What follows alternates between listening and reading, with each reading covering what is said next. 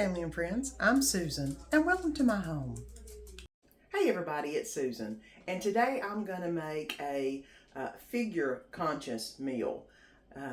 Summer's coming up, we're going to be going to the beach pretty soon and I'm trying to put a couple healthy recipes out there to help those of us who are trying to lose a little bit of the belly fat, if you know what I mean. Egg roll in a bowl is what I'm going to be making, and it's really good. You can always add whatever you want to the dish, but main thing is it does have cabbage in it, and if you love cooked cabbage, which I do, then you'll love egg roll in a bowl. Ponytail up, let's get to cooking. Okay, let's get to making the egg roll in the bowl. Here's the recipe. The first thing we'll need is 1 pound of ground pork, or you can use hamburger, but I like meatloaf mix. It gives it a special taste. It just tastes better to me. We'll need 1 head of cabbage, thinly sliced, a half a medium onion, thinly sliced, a tablespoon of sesame oil, a half a cup of soy sauce or liquid aminos, 1 clove of garlic, which is minced garlic, 1 teaspoon of ground ginger, which I like this kind you get in the refrigerator section, and a half teaspoon of what I call chicken base, which is also just chicken flavored bouillon, the loose powder chicken flavored bouillon. And what I'm going to do first is slice up the onion and the cabbage, and then we'll get everything going.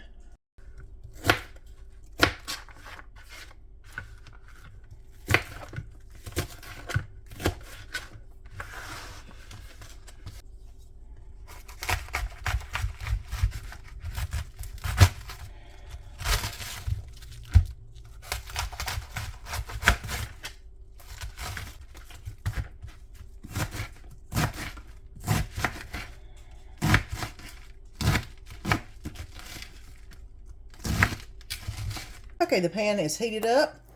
I've got my meatloaf mix that I'm going to put in. And of course, y'all can see it was on discount. Love those discount meats. Let me go ahead and get this into the pan. Now this meatloaf mix contains beef, pork, and veal. So it has all 3 flavors, but like I said, there's something about it. It just tastes better than just hamburger or just pork, because I have both. And let's get this heating up, and then we'll start adding the rest. Woo, look at that. I tell you what, this whole house is smelling good, and I ain't even put anything in this meat other than the meat. There is something about that mixture of meat that just tastes so good in this. Now, I have made it with pork, and I have made it with hamburger. It tastes so much better with this meatloaf mix. It is so much better. Okay, hamburger is now browned up, and I'm going to go ahead and add the other ingredients. I know there's a lot of egg roll in a bowl recipes out there, and you can do yours the way you want to, add stuff if you want to. But for this one, I'm going to go ahead and leave the grease in the pan. And that way, it'll help keep everything moist. Then the next thing I'm going to do is add the sesame seed oil. It calls for 1 tablespoon of sesame seed oil. So I'm going to go ahead and add that in.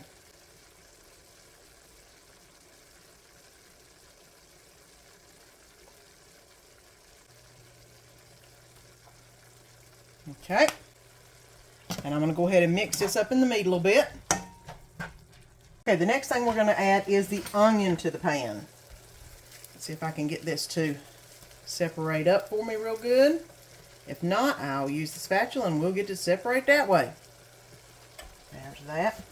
Now, there is just something about Vidalia onion. I am a southern girl through and through, and I love me a Vidalia onion.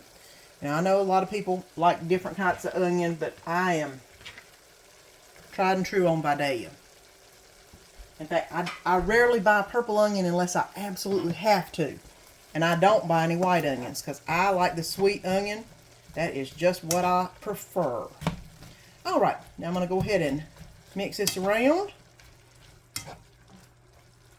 and try to get these onion pieces separated out as best I can.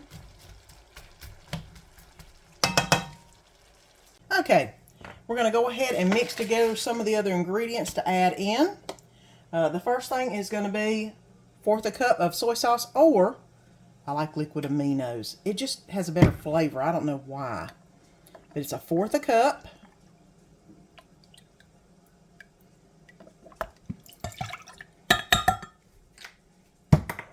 And then we're going to add 1 clove of garlic, minced garlic.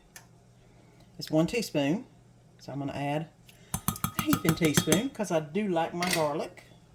And then 1 teaspoon of ginger. And again, I like this ginger that's ready to go.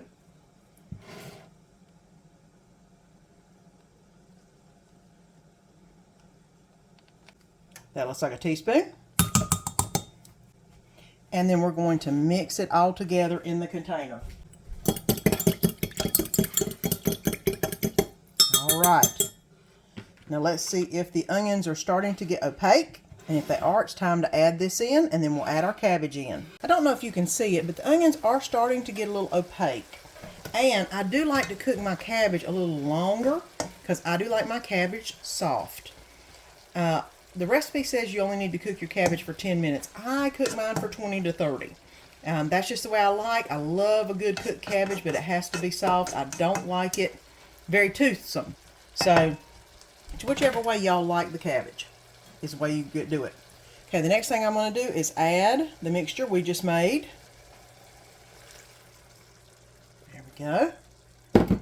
Mix that around.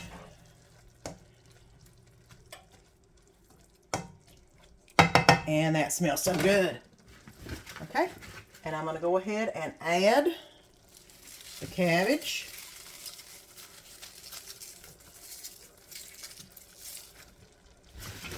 And I did use the whole head because it was a small head. But like I said, I like to cook mine for a while so it really gets reduced down and gets nice and soft. So that's not a problem. And let me stir that just a little bit.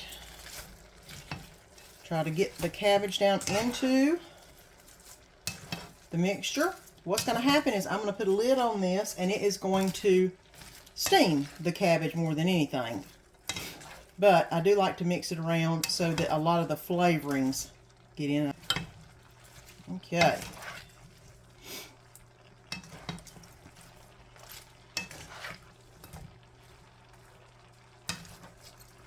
All right.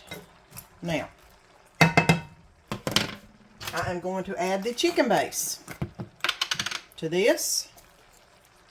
Now, as the cabbage cooks, it is going to release fluid. And then that will make this chicken base taste even better with it. I mean, whenever I make just cooked cabbage, I usually put a cabbage cut up not quite this thin, but small, with a chicken bouillon with lots of pepper, because I love me some pepper. And that's what I'm going to do with this. I love my cooked cabbage that way. I'm going to add just a dab of salt, because it does have a lot of salt in it with the liquid aminos. And I may need some more pepper whenever I go to plate it. But what I'm going to do now, mix it around a little bit, put the lid on, and let it cook on medium for about 20 minutes, and we'll see where we're at. Okay, it's been 20 minutes since we put this dome on and let it steam up. Hopefully I'm not steaming up the camera. Look at this. Now the next thing you need to do is just mix everything really good. I told you this cabbage would put off a lot of fluid whenever it was cooking, and I was correct. Look at all that fluid in there. But that is good. Nothing wrong with that. The next thing we need to do is go ahead and plate. What I'm going to do is take some of this and a lot of the cabbage. I love the cabbage. Of course, I do love cooked cabbage to begin with anyway. Basically, you need to like a cooked cabbage to like this recipe. Look at that. And that is so good. And of course, I'm going to put a little extra pepper on here because I like mine very peppery, just like I like my cooked cabbage. And there you go. It's ready to eat. A lot of people do it different ways. You can add whatever you want into it to make it your own. But this is the way I like it and my family likes it. I hope you'll try this egg roll in a bowl recipe. You can always add a little more soy sauce or a little more chicken base, which I did just a dab. I like mine really chickeny.